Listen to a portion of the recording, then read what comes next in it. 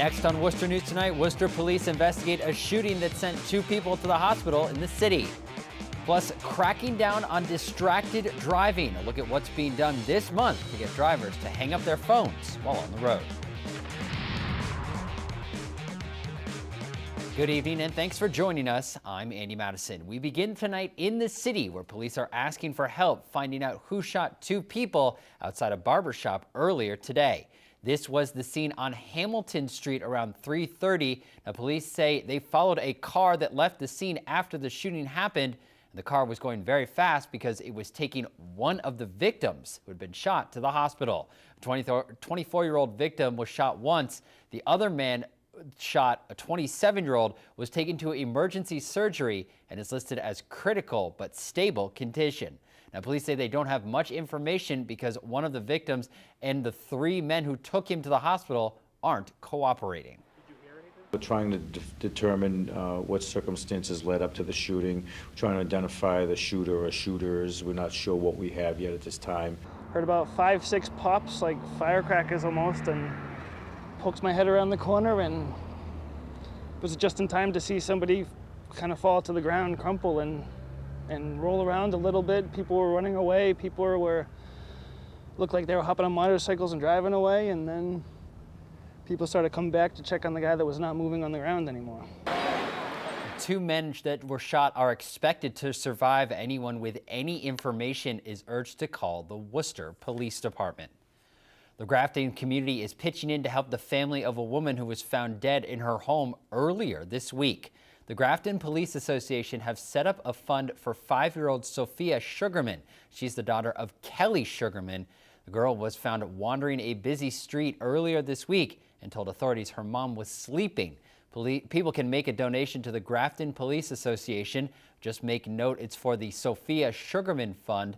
A family friend has also set up a GoFundMe page. Kelly's husband, Michael, who you see there, was charged in connection with her death and appeared in court yesterday.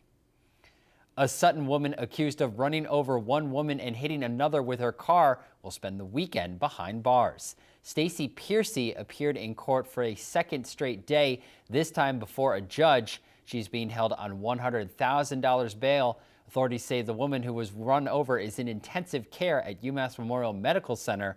Police say the incident took place after an argument between the women. Piercy will appear in court again next week for a dangerousness hearing.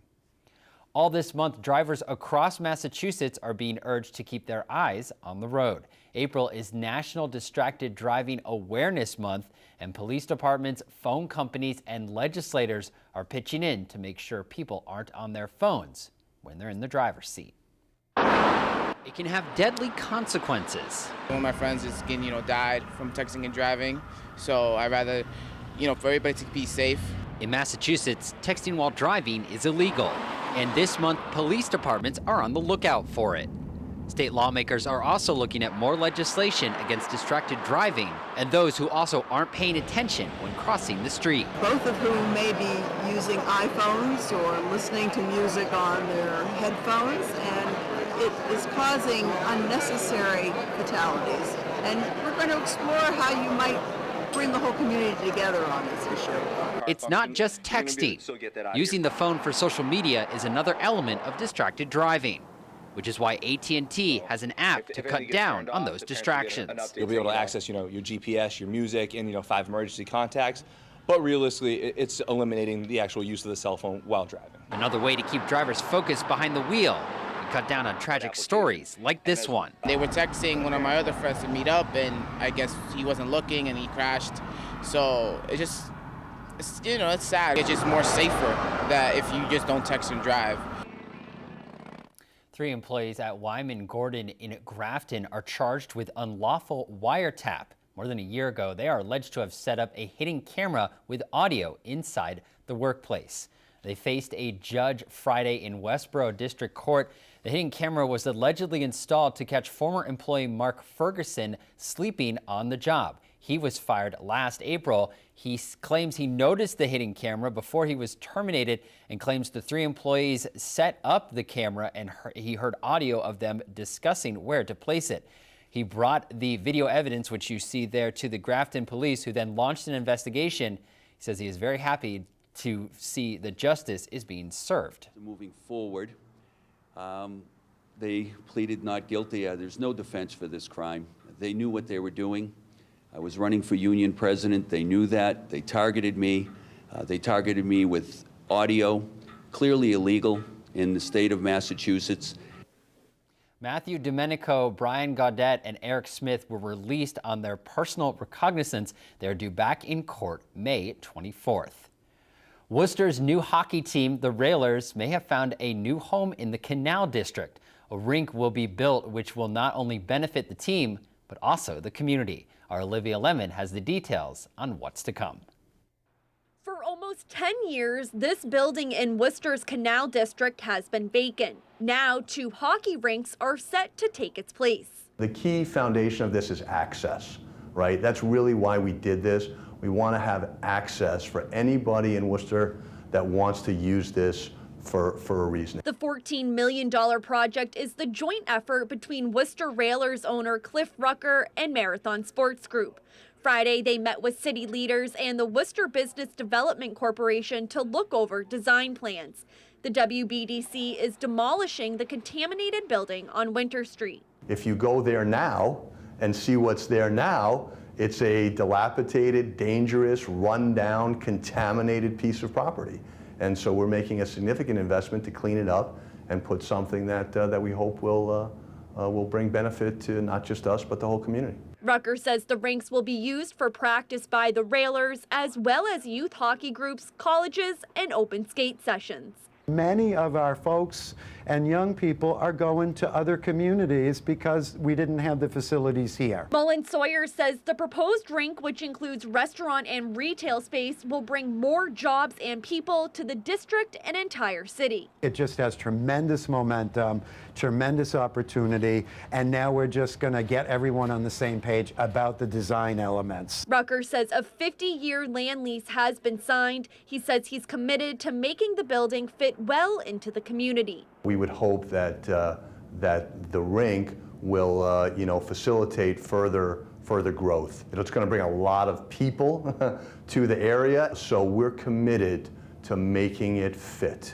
Olivia Lemon, Worcester News Tonight. The Railers will play in the ECHL, and they are scheduled to play their first game during the 2017 season. Well, students at David Prouty High School walked out today in protest of a senior year they claim is being ruined. The students printed out a list of things they say they have missed out on this year. The list ranged from a trip to New York City for a musical to full student council meetings. Students we spoke with were very critical of the district superintendent, Nadine Tracy Crow. Recently gave Dr. Crow good marks, but that doesn't speak for the community. So we want to show that we're in disagreement with the good remarks given to Dr. Crow, and we want to show that we're still fighting our battle. This is not the students' first demonstration. They have been protesting what they call poor conditions inside the school and a lack of leadership in the school district. Many here in central Massachusetts are preparing for this year's Boston Marathon. It'll take place on Monday as part of Patriot Day. The predicted forecast says the weather should be warm, meaning runners should take precautionary measures. Our Tim McCone has a look at what runners can expect. Come Monday, Central Mass residents Joanne Bedard and Carrie Conti know what to expect when they hit the course. This is my 15th marathon, my 12th Boston. My 7th Boston. Still, they say the course presents major challenges. For me, usually like the last 3 miles is usually the hardest. Your body is, you're fighting everything just to get to the end. The hills. You've already done 17 miles when you start doing those hills, so your body's just getting tired. The course won't be the only thing the runners are battling. With temperatures expected to be around 70, the weather is a concern for runners. UMass Medical School research nurse manager and co-captain of the Boston Marathon finish line sweep team, Susan Papalia, says it's the high humidity that can be the real danger. Normally, your body will sweat and will release droplets on your skin that will evaporate and allow your body to cool down automatically. When it's humid, the sweat doesn't evaporate. You can go from a normal body temperature to a very, very, very significantly high one in no time.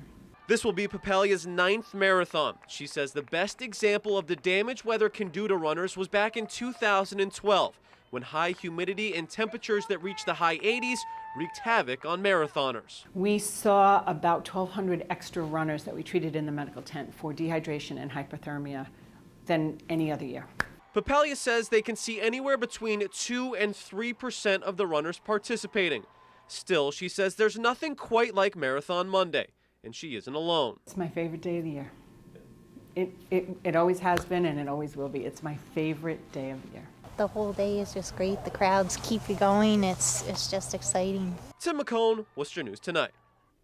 Today is the 3-year anniversary of the Boston Marathon bombings. It was also One Boston Day. The family of 8-year-old Martin Richard, who was one of the 3 people killed in the bombings, stopped by Station 33 Ladder 15 Firehouse in Boston to thank first responders. Again, accompanied by Boston Mayor Marty Walsh, Jane and Henry Richard dropped off cookies for the firefighters and thanked them for their service. District Fire Chief Dennis Keeley says it means a lot the Richards are part of the effort to turn a day that was so devastating into a day full of random acts of kindness. They're a great role model for everybody else in this city, and for them to reach out to us today and come down and see us, it's very special. It's just very special, you know? They're just super. Before they left, the fire department gave Jane and Henry Boston Fire